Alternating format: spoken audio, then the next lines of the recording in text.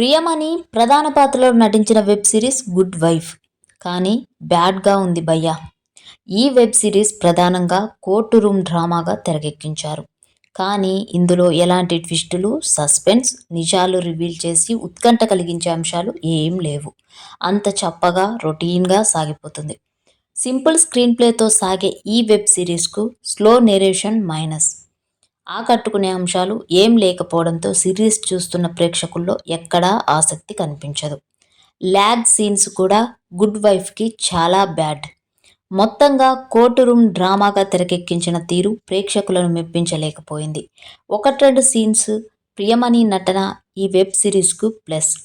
ఇందులో family drama dose ఎక్కువగా ఉండడం, స్క్రీన్ ప్లే చాలా స్లోగా సాగడం, ఆకట్టుకునే అంశాలు లేకపోవడం ఈ సిరీస్కు పెద్ద దెబ్బే.